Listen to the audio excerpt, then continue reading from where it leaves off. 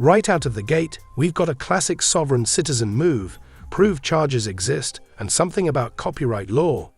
But here's the twist, this isn't his first appearance. This is a repeat offender who was already warned by the judge just days ago. And now? He's back, with another bond violation. This is exactly the kind of situation where the court starts losing patience fast. The real question is, will he finally realize the consequences, or is he about to dig himself even deeper? Stick around, because this one spirals quickly. All right, so we have Mr. Peltola here. Ma'am, I'll give you my name if you can prove charges exist. If not, I'll step behind the bar underneath copyright law. All right, hold on. I'll call your case and I'll give you the floor. All right, people of the state of Michigan versus Drew James Peltola, files 247831 SM and file 247819 SM. Mr. Peltola appears from the Dickinson County Jail.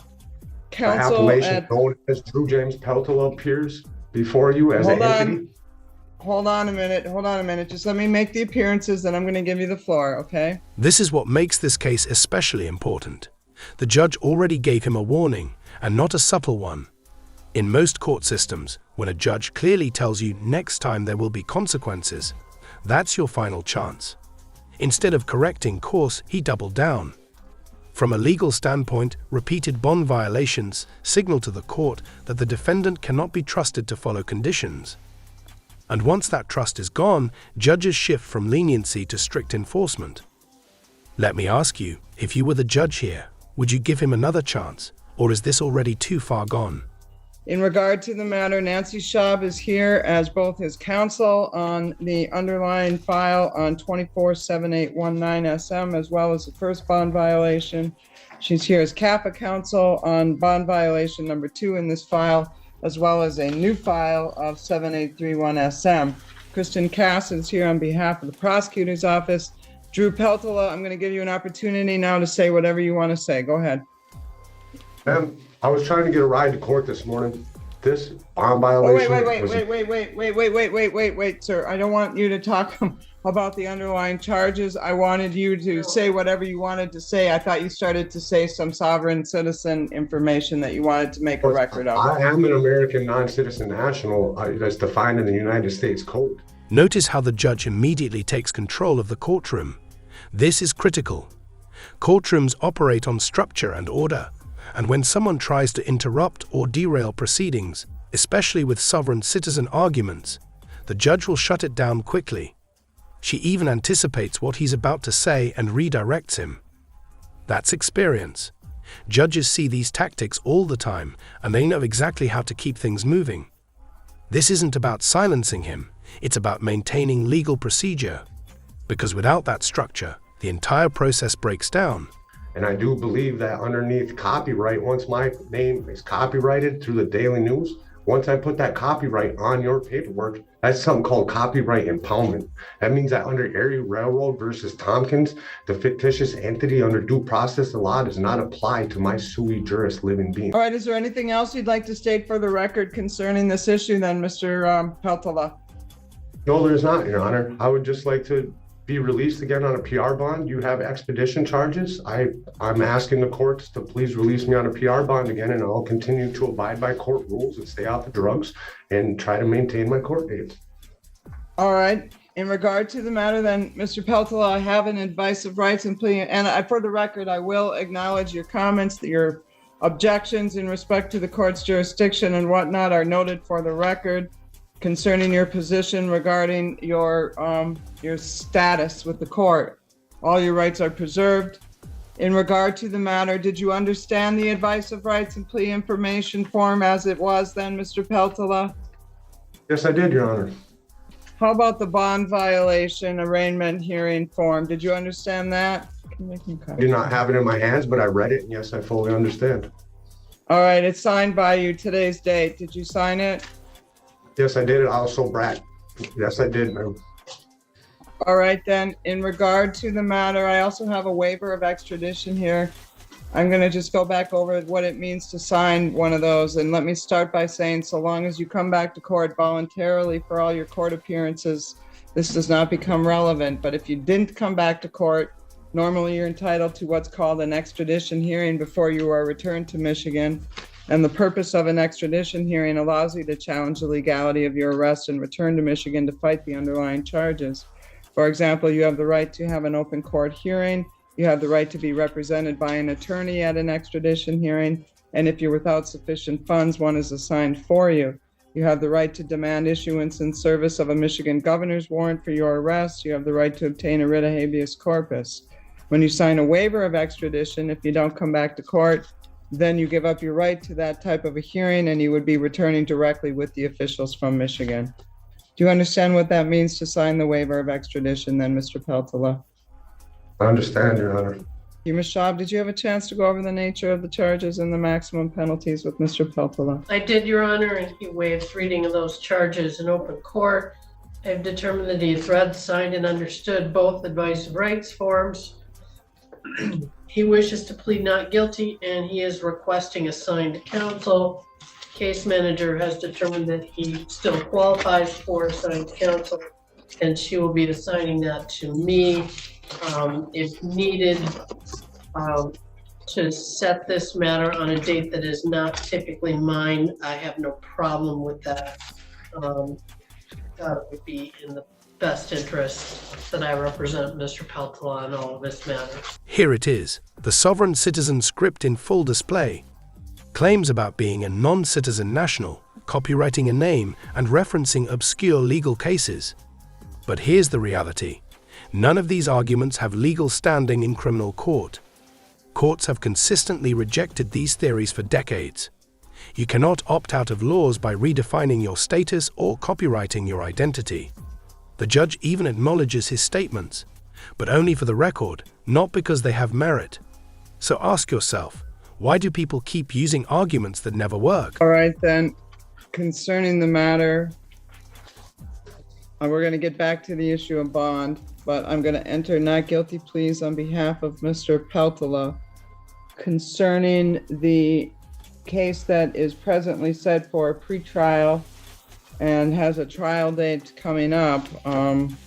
That is the 7819 SM case.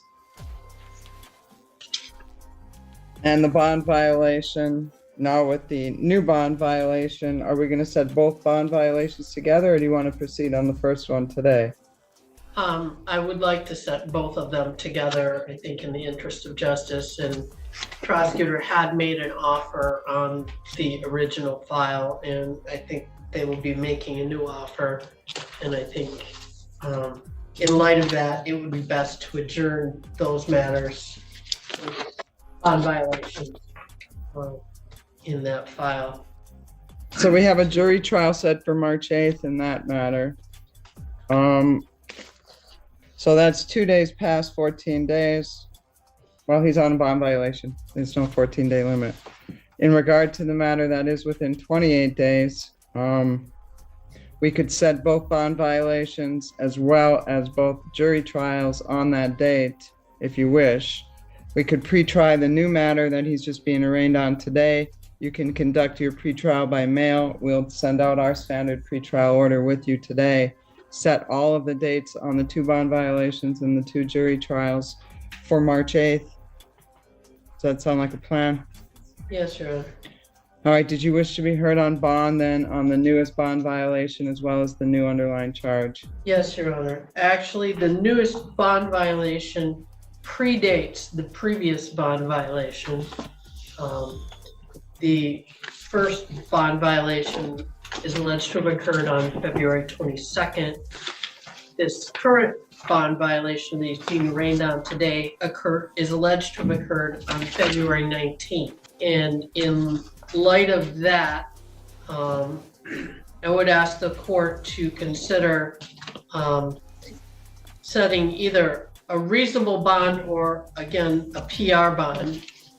In discussing this matter with Mr. Peltola, he does have criminal matters pending in Brown County, and there is a court date on Monday in that case. It looks like from the lien printout, he may have had some issues either in the past or currently appearing in court.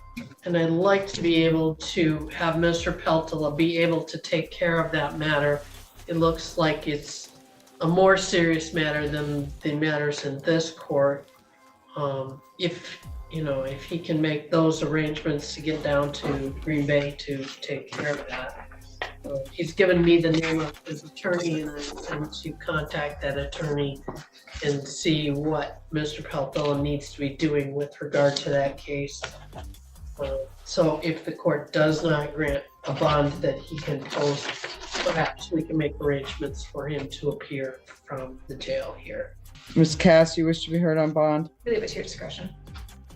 All right, concerning the matter then, I have some concerns regarding Mr. Peltola. This is one of the most important moments that often gets overlooked. His attorney is stepping in, trying to stabilize the situation and represent him across all cases. That's actually a big deal, because consistency in legal defense can sometimes help reduce damage. But here's the problem. A lawyer can only do so much if the client refuses to cooperate or continues risky behavior outside the courtroom. Legal defense isn't just about what happens in court, it's about decisions made every single day. Do you think he's actually listening to his attorney or just going through the motions? He seems to be on a spiral. This started with a disorderly drunk on February 4th in a public place. I saw him on February 5th. I set his bond terms. I saw him back on February 12th, with a .236 on a preliminary breath test.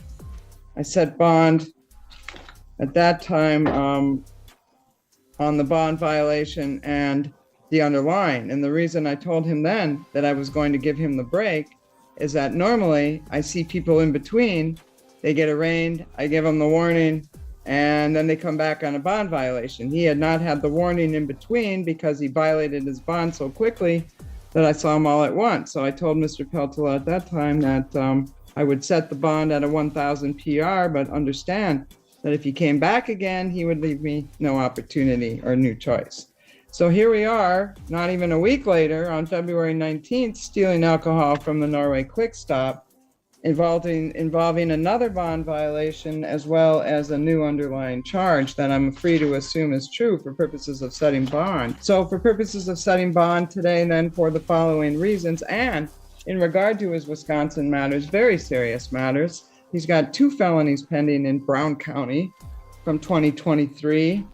The first one alleges possession of narcotic drugs, a felony, possession of a controlled substance on or near certain places with a modifier, carrying a concealed knife, possession of drug paraphernalia. That case has been pending through for quite some time.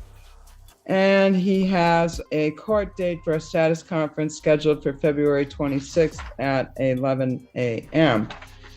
Then, so the date of this offense was filing date of 2/10 of 2023.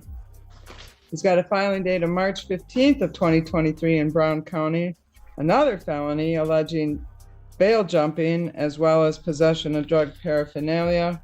Likewise, that has a court date at the same date and the same time as the other pending felony. I think that is part of the other pending felony. They charge it as a separate offense, but It's a separate case. Total separate case, total separate charges, total separate bond, total separate court dates. This is file 23 CF 448. The first one is 23 CF 240. So in respect to the matter, my point being for purposes of setting bond, Mr. Peltola has some substance abuse issues going on. He's got numerous cases pending in Wisconsin as well as now here. In regard to the matter, Mr. Peltola, I'm going to direct you to talk to your lawyer. I'm setting bond. Concerning the new theft case, then the conditions are going to be as follows. Mr. Peltola may not enter into the Norway Quick Stop as a condition of his release. He is not to purchase, possess, or consume alcohol or non-prescribed controlled substances. Mr. Peltola is subject to random PBTs and drug screens. Mr. Peltola may not go in any businesses that sell alcohol for use inside, such as bars and taverns. Recreational and medicinal marijuana use and possession are prohibited until or unless further order of the court. Conditioned on him signing that waiver of extradition, which I do have in the file, I will allow him to go back and forth to Wisconsin for purposes of court hearings and or meeting with his attorney. If And residency, he lives in Wisconsin. in residency. No, he lives in Vulcan. Or he says Vulcan. Is that just your Bracketed. mailing address? Yes, we can do it like that if you choose to. Well, where is your residency? My Really? residency and my domicile is 1968 River Street. We can switch it with a mailing address to W43, the apartment 13 in Vulcan, Michigan. The address should be in there. It should be bracketed. Right, and that's apartment 13. You didn't put that on there though. Apartment 13? Yes, ma'am. And that's your mailing address though? Yes, but the problem is that building's not registered anywhere. I had to go to the post office and I had something mailed and they told me that my mail was being returned and because there's no actual mailboxes in the building. All right, so I got two issues I need to deal with here. One, do you live in Wisconsin? Do you have to go to Wisconsin for purposes of residency or just your court stuff? My mailing address, my residency, and my domicile are all registered at my mother's house. There was some unexplained events that I will not say out loud. I don't know where your mother's house is, Mr. Peltola. Nine Ma'am. address. River Street, Niagara, Wisconsin, 54151. My mailing address will be W45. That's the Norway, the Vulcan address. I can't remember that off the top of my head. All right. So in regard to bond, then condition on him signing a waiver of extradition, I'll allow him to go back and forth between Michigan and Wisconsin for residency, court appearances, meetings with his attorney. In regard to the matter, if you relocate for any reason, you must provide the court with an updated address and phone number within 7 days of any change. Concerning the amount of the bond on the new retail fraud, I'm going to set that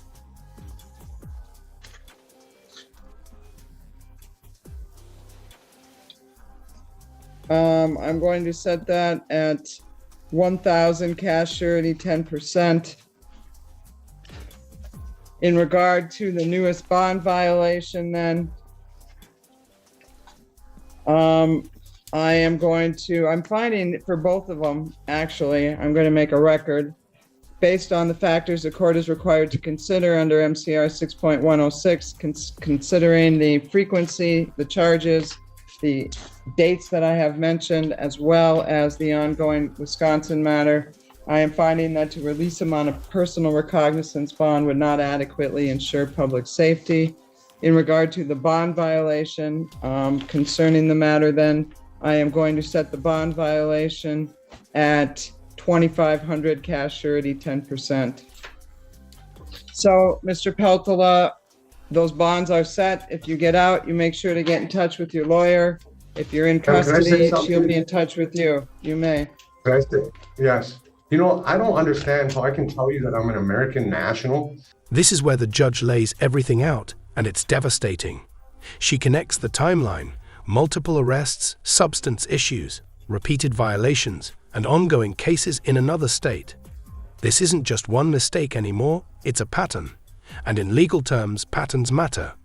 Judges are required to consider public safety, flight risk, and likelihood of reoffending when setting bond.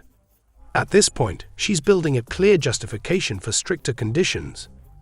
This isn't personal, it's procedural. When someone keeps escalating behavior, the court responds accordingly. The system is doing exactly what it's designed to do. And you can hold me in a county jail under bond. Especially today, when I was arrested on a larceny under $200, somebody changed case prefixes and the warrant got dropped to a misdemeanor. And now you're still going to illegally hold me in a county jail under bond? All right, Mr. Peltola, I'm not going to argue with you. Your sovereign citizen has been noted for the record. In regard to the matter, you are under the order of the court. You're under the jurisdiction of the court. I decline to follow what your... Can I at least tell you, admit I was arrested on a larceny charge that was dropped through a case prefix, UN, all incoming evidence? Can I at least have you admit that in the court of law that you guys illegally kidnapped me again with a larceny through John Rod D. Clark, Norway Police Department? Can I just have you admit that once? No, Mr. Peltola, I don't even know what you're talking about. I will not admit that. Thank you to the all jail. We are recorded off the record on the on this jail. matter. And this right here sums up the entire case. He still doesn't understand why the court has authority over him. Despite multiple warnings, legal explanations, and escalating consequences, he continues to rely on arguments that have zero legal validity. The judge, on the other hand, follows procedure step by step, acknowledging his claims, setting conditions, and ultimately prioritizing public safety. The result? Higher bonds, stricter oversight, and very little room left for leniency. This case is a perfect example of what happens when someone refuses to engage with reality inside a legal system that runs on rules, not beliefs. If you found this case as shocking as we did, make sure to hit that like button, share your thoughts in the comments. Do you think the judge handled this fairly? And don't forget to subscribe for more jaw-dropping courtroom breakdowns.